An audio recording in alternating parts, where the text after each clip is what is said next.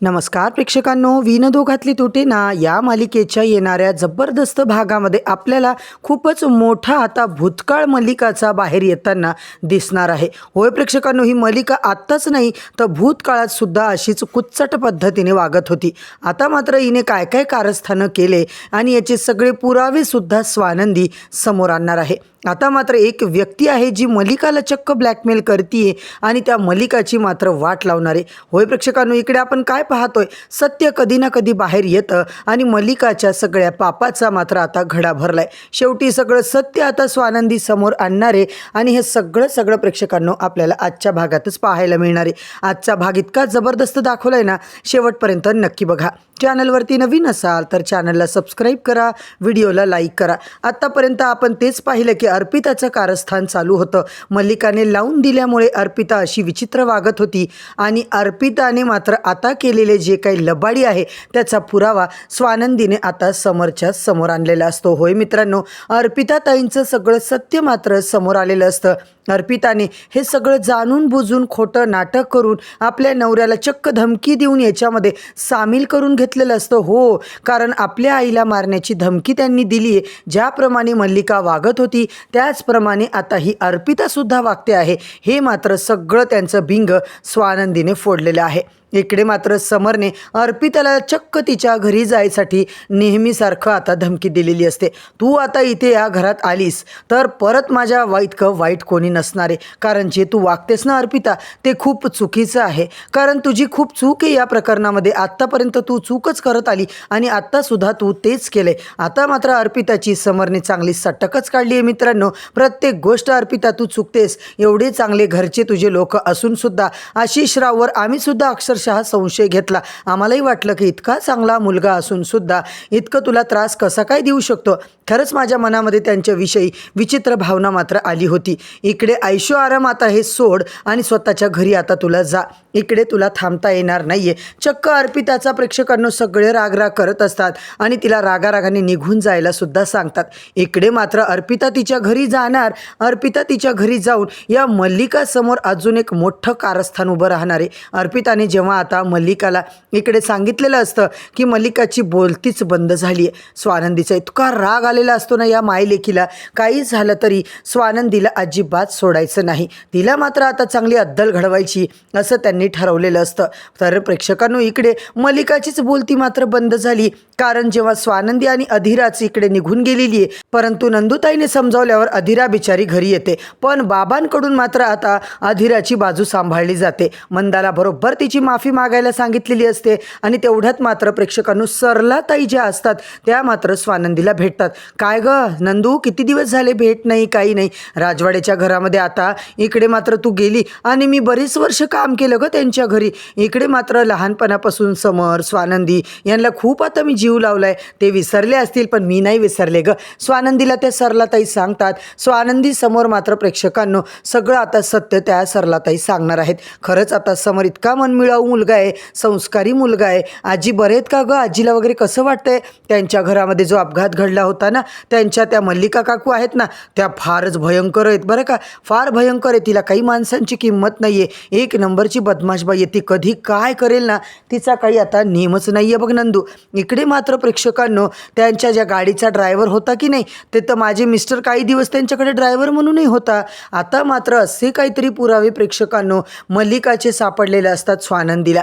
चक्क भूतकाळामध्ये मल्लिकाचं कारस्थान सगळं स्वानंदीला आता कळणार आहे. इकडे मात्र आशिषवरून सगळ्यांचा विश्वास उडालाय.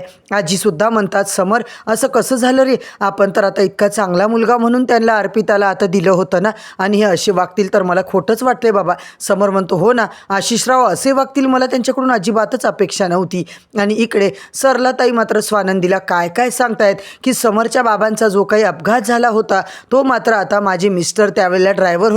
माझ्या मिस्टरचा सुद्धा तेव्हा मृत्यू झाला होता ना.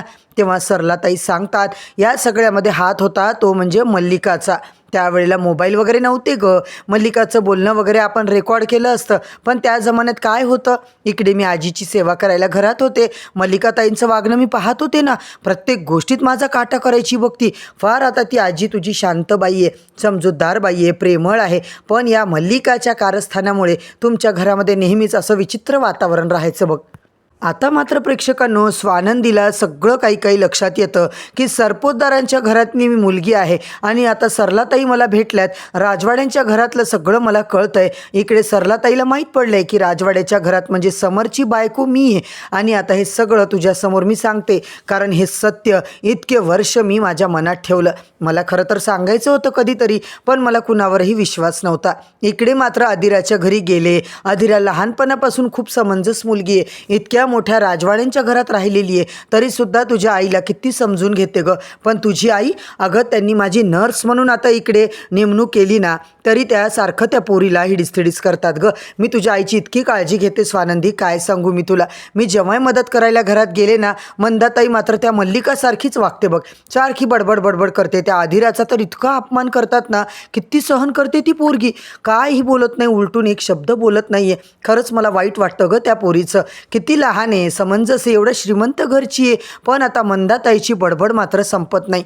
आता मात्र प्रेक्षकांनो, स्वानंदीला सगळं कळतं. स्वानंदी म्हणते, हो ना, मला माहिती आहे आई कशी आहे. आईला किती समजावलं ना सरलाताई, ती काही ऐकत नाही, ती काही सुधरतच नाही आहे. ती अगदी मल्लिका काकूंसारखीच आहे. एक तर एकच, कोणाच्या नावावर आता उठली ना जीवावर की झालं, त्याच्याच मागे लागते. कोणाच्या जीवावर उठायचं, मल्लिका काकू तशीच. स्वतः मात्र नवऱ्याच्या जीवावर सुद्धा उठल्या.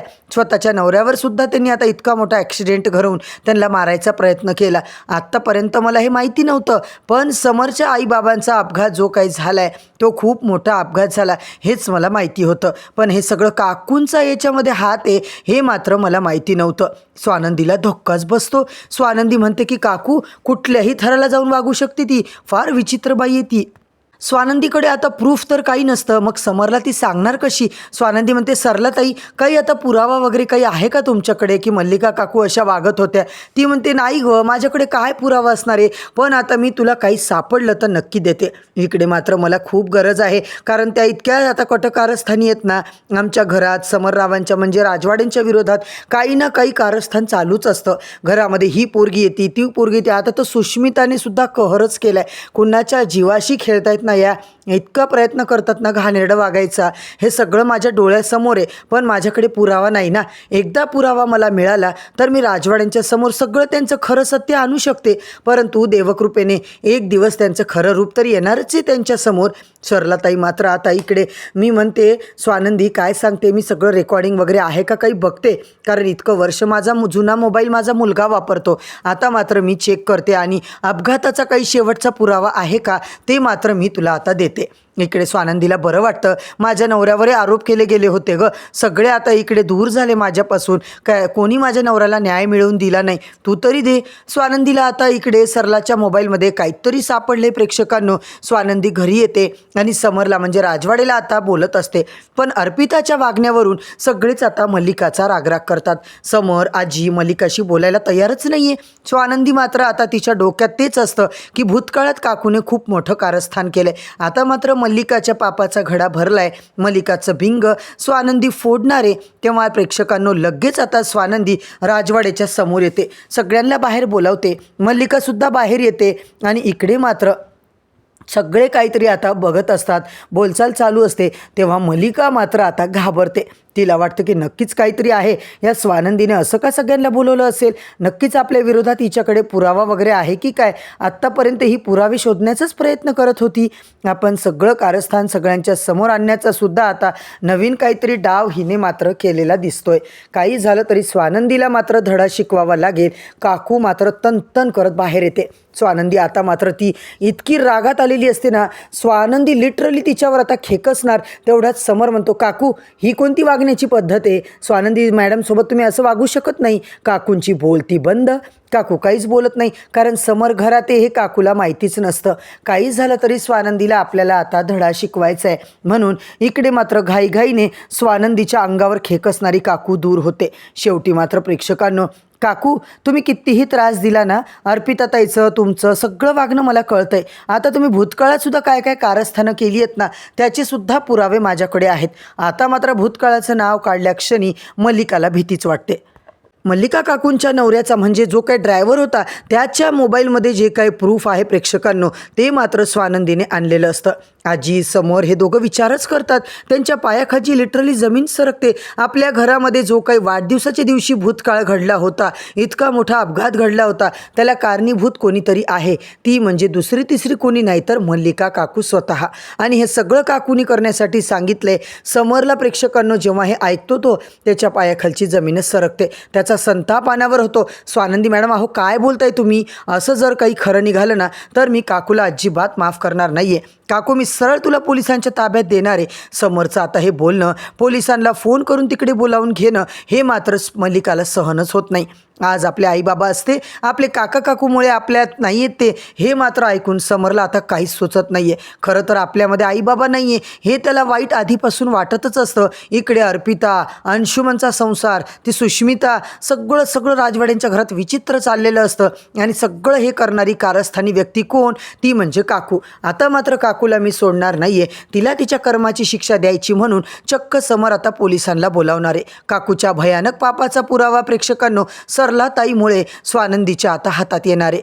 आलाय पोलिसांना बोलवून चक्क काकूला आता मात्र अटक करण्यात येते. इथे मात्र प्रेक्षकांनो स्वानंदीला सरलाताईंनी हे सत्य सांगितलंय. सत्याचा उलगडा करून काकूचा खरा चेहरा मात्र जगासमोर आणलाय.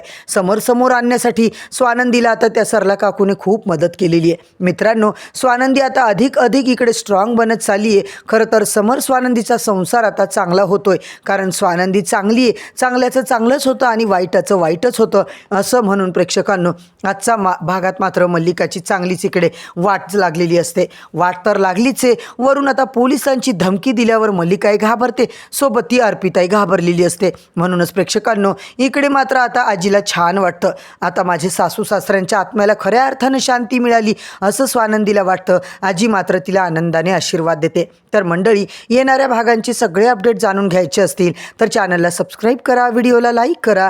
आता मात्र मल्लिकाचं बिंग फुटलंय. समरच्या आईबाबांना मारणारी व्यक्तीसुद्धा समोरच्या समोर आली आहे. पण येणाऱ्या भागात नेमके काय काय धमाके होणार आहेत हे सगळं जाणून घेण्यासाठी चॅनलवरती नवीन असाल तर सबस्क्राईब करा, व्हिडिओला लाईक करा. उद्या परत भेटूया नवीन भागाच्या नवीन रिव्ह्यूसोबत. तोपर्यंत धन्यवाद.